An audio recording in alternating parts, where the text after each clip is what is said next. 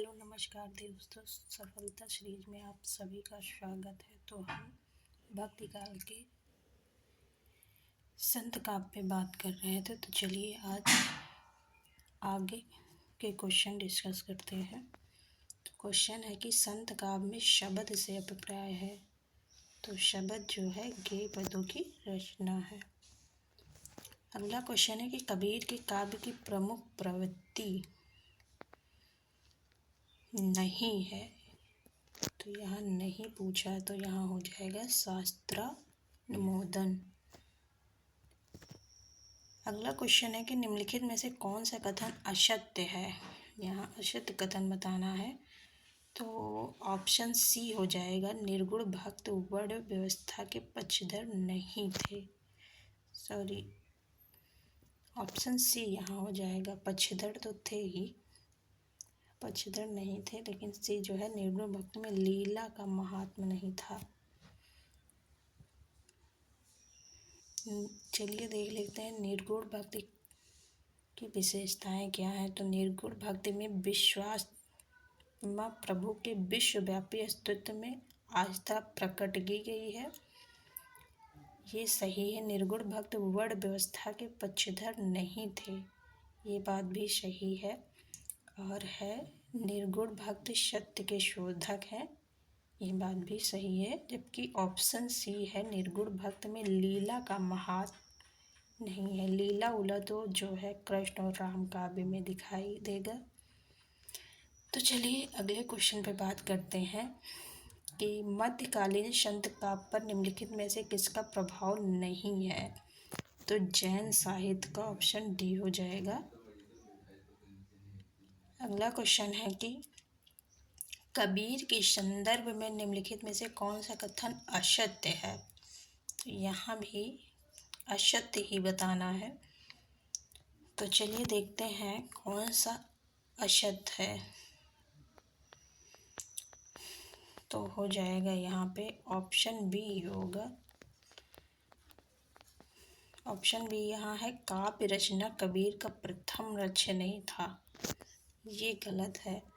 जबकि कबीर के काव्य में दाम्पत्य के द्योतक प्रतीकों का सुंदर प्रयोग होता है, ये सही है। कबीर के काव्य में रहस्यवाद मिलता है, ये भी सही है। कबीर ने समाज में व्याप्त पाखंड का पुरजोर विरोध किया। प्रथम लक्ष्य तो इनका यही था, पाखंड का पुरजोर विरोध। और यहाँ पे ऑप्शन बी में लिखा है कि काव्य रचना कबीर का प्रथम लक्ष्य था, तो ये गलत है। अगला क्वेश्चन है, संत काव्य के संदर्भ में कौन सा कथन गलत है। यहाँ पे भी गलत ही बताना है, वो भी संत काव्य के संदर्भ में। तो ऑप्शन यहाँ सी हो जाएगा। संत काव्य में शास्त्रीय ज्ञान को परम आवश्यक माना गया है, यही असत्य है। जबकि संत काव्य जो है आत्मानुभूत पर अधिक बल देता है, ये सत्य है। और संत काव्य में धार्मिक रूढ़ियों और परंपराओं के अंधा अनुकरण का विरोध है, ये भी सत्य है। और ऑप्शन डी है कि संत काव्य की भाषा जन सामान्य की भाषा है, तो ये भी सही है। चलिए अगला क्वेश्चन देखते हैं। अगला क्वेश्चन है कि पार ब्रह्म के तेज का कैसा है उन्मान, कहिबों को शोभा नहीं देखा ही परिमाण। शरयों में संकलित उक्त काव्य पंक्तियाँ किस कवि की हैं। तो ये किसका है, पार ब्रह्म के तेज का, तो ये कबीरदास जी का है। अगला क्वेश्चन देखते हैं। क्वेश्चन है कि दादू दयाल का जन्म कहाँ हुआ था। तो दादू दयाल कहाँ पैदा हुए थे, तो वो अहमदाबाद में, और कब, 1544 में। अगला क्वेश्चन है कि साधना के 3 अवयव बताए गए हैं, कर्म, ज्ञान और भक्ति। ये क्वेश्चन ऊपर आ चुका है, तो यहाँ भक्ति ऑप्शन सी सही हो जाएगा। अगला क्वेश्चन है कि निम्नलिखित में से कौन सी कबीर की वाणी की विशेषता नहीं है। तो इसमें मूर्ति पूजा और तीर्थाटन आदि का महत्व नहीं, ऑप्शन बी हो जाएगा। अगला क्वेश्चन देखते हैं। क्वेश्चन है कि कबीर ने अपने निर्गुण पंथ में वह कौन सा तत्व शामिल किया जिसका नाथ पंथ में अभाव था। तो जो है इसमें ऑप्शन ए सही हो जाएगा कि भारतीय वेदांत और सूफियों का प्रेम तत्व। तो ये जो है नाथ पंथ में नहीं था, और ये जो है संत लोग जैसे कबीर के निर्गुण पंथ ने इसको शामिल किया है। अगला क्वेश्चन है कि निम्नलिखित में से कौन सा कथन कबीर के संबंध में उचित नहीं है। तो यहाँ पे हो जाएगा ऑप्शन डी, उनके राम वैष्णव के राम ही थे। ये गलत है, उनसे अलग थे। जैसे वो कौन सी पंक्ति है कि दशरथ सुते लो बखाना, राम नाम का मरम है आना। तो यहाँ पे ऑप्शन डी हो जाएगा। अगला क्वेश्चन है कि निम्नलिखित में से कौन सी नानक की रचना नहीं है। तो यहाँ पे नानक की रचना ग्रंथ साहिब, रहीरास और आशा दीवार है, जबकि जो है सिद्धांत पंचमात्र इनका नहीं है। अगला क्वेश्चन देखते हैं। अगला क्वेश्चन है कि रैदास के पद किस धार्मिक ग्रंथ में संकलित है। तो आदि गुरु, ऑप्शन सी आदि गुरु ग्रंथ साहिब में संकलित है। चलिए अगला क्वेश्चन देखते हैं। क्वेश्चन है कि बीजक किसकी रचनाओं का संग्रह है। तो ये सबको पता होगा कि ये कबीरदास का है। अगले क्वेश्चन पे चलते हैं। अगला क्वेश्चन है कि ईश्वर के अस्तित्व को स्वीकार न करने वाला दर्शन कौन सा है। तो वो कौन सा दर्शन है जो है ईश्वर के अस्तित्व को स्वीकार नहीं करता है। तो वो चार्वाक दर्शन है। ऑप्शन बी सही हो जाएगा। अगला क्वेश्चन है कि दादू पंथ का प्रधान पीठ दादू द्वार कहाँ पर स्थित है। तो ये नरैना में है। ऑप्शन बी हो जाएगा। इसे नराना भी कहते हैं। अगला क्वेश्चन है कि कबीर के परलोकवास होने पर उनकी गद्दी किन्हें मिली। तो ये ऑप्शन बी धर्मदास को मिली थी।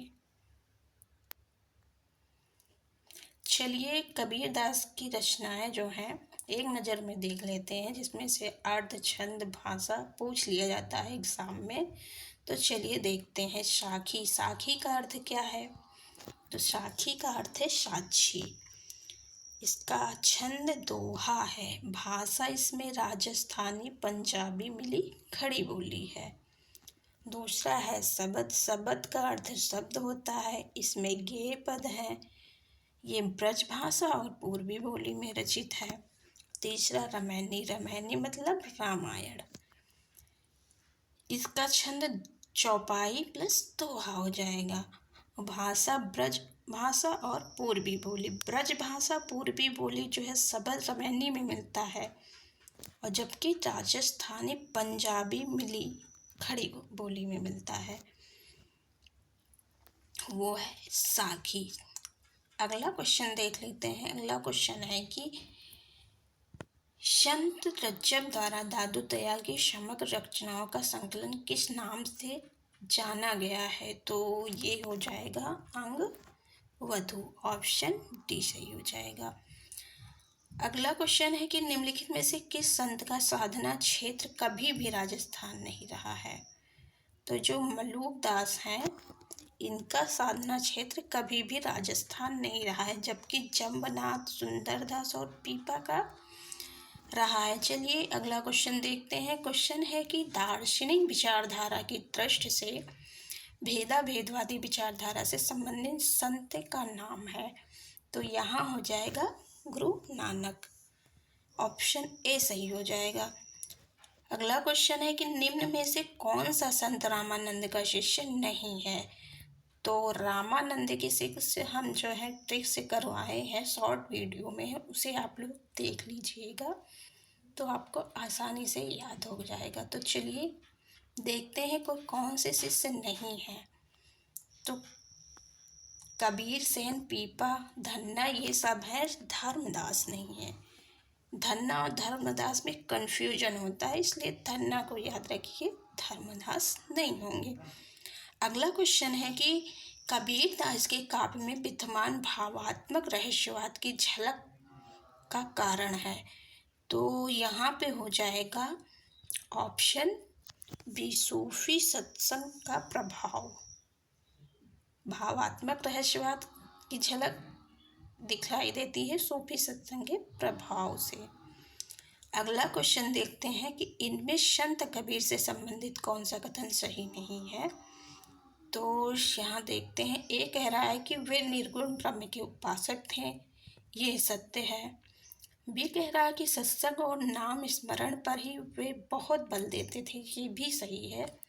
और सी ऑप्शन है कि वे माया को ईश्वर भक्त में बाधक मानते थे, ये भी सही। लिखते हैं कि कबीर माया महाठगनी हम जानी, ये पंक्ति कहते हैं। और ऑप्शन डी है कि विभिन्न तीर्थों के प्रति उनके मन में श्रद्धा थी, तो ये ऑप्शन गलत है। तीर्थों के प्रति उनके मन में श्रद्धा नहीं थी। चलिए अगला क्वेश्चन देखते हैं। अगला क्वेश्चन है, जो पे चराई राम की कर तो न लज्जा। तो पंक्ति में चराई शब्द का अर्थ है, चराई मतलब सेवा होता है। अगर कोई पूछ ले चराई क्या है तो सेवा। अगला क्वेश्चन है कि हंस जो रहा शरीर में पांख जरा का भाग। इस पंक्ति में हंस का अर्थ है, हंस का अर्थ यहाँ जीव है। ऑप्शन डी सही हो जाएगा।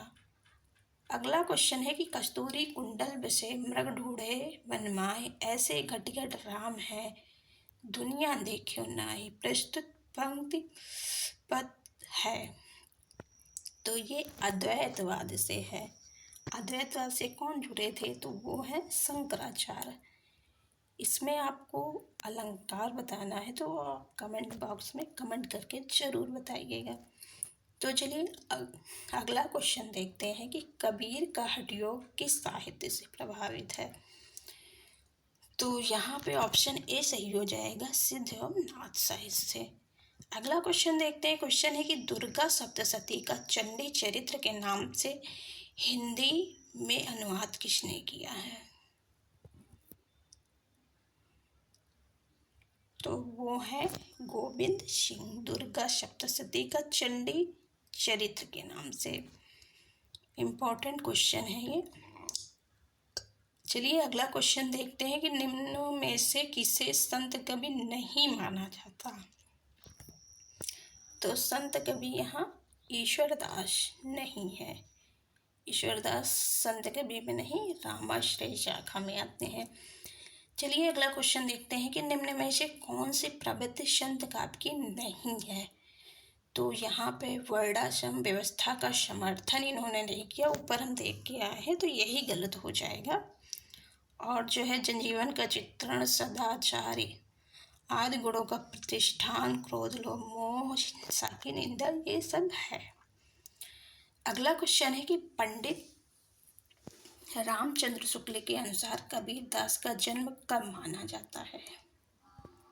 तो विक्रम संवत 1456 को माना जाता है। ऑप्शन बी सही हो जाएगा। स्थान लहरतारा है और मगहर में इनकी मृत्यु हुई थी 1518 में।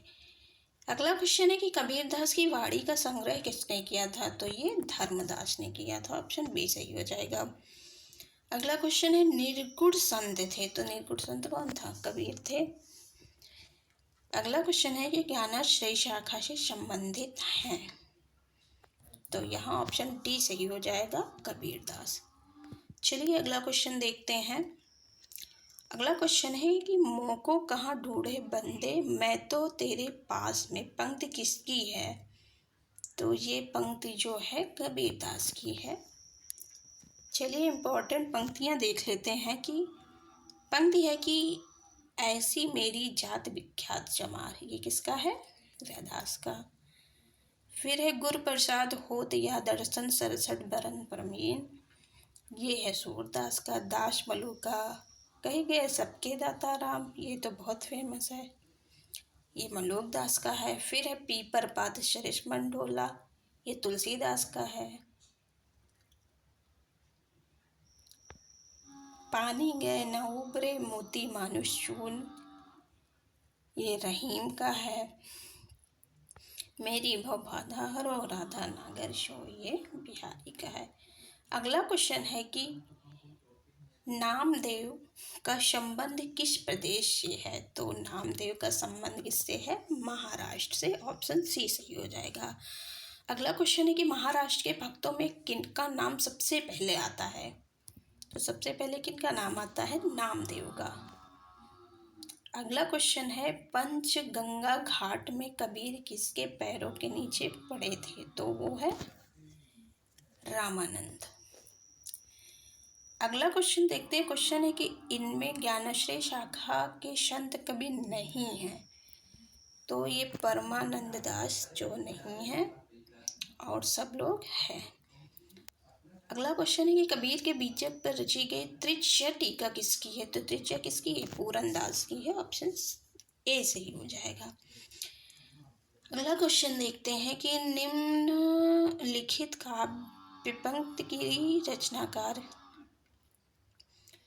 काव्य पंक्ति किस रचनाकार की है? प्रभु जी तुम दीपक हम बाती, जाकी जोत बरे दिन राती, ये रैदास का है। ऑप्शन सी हो जाएगा। कबीर की भक्ति का अनिवार्य अंग क्या है? तो वो है ज्ञान। ज्ञान से बड़ा कोई नहीं है कबीर के लिए। अगला क्वेश्चन है कि कबीर ने आलोचक, सुधारक, पद प्रदर्शक व समन्वयकर्ता के रूप में किन विषयों का उल्लेख किया है? तो चेतावनी। ऑप्शन ए सही हो जाएगा। चेतावनी, कुसंग, माया, कनक कामानी, कपट। अगला क्वेश्चन है कि किस समीक्षक ने कहा है कि शब्दों के जोड़ तोड़ में चमत्कार लाने के हेरफेर में पड़ना कबीर की प्रवृत्ति के प्रतिकूल था? ये बहुत अच्छा क्वेश्चन है। तो चलिए देख लेते हैं ये किसने कहा। तो ये कहा है श्याम सुंदर दास ने। इसमें ऑप्शन डी सही हो जाएगा। अगला क्वेश्चन है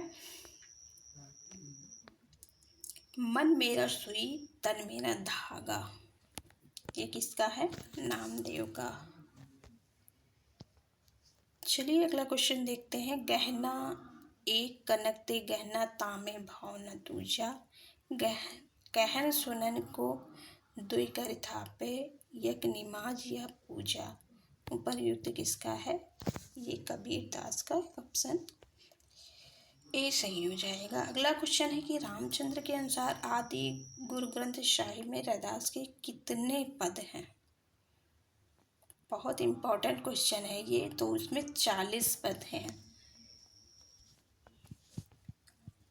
अगला क्वेश्चन है मैं कहता हूँ आँखें देखी, तू कहता कागज की लेखी, इस काव्य पंक्ति का आशय है? तो यह है ऑप्शन डी, स्वानुभव शास्त्रीय ज्ञान से बड़ा है।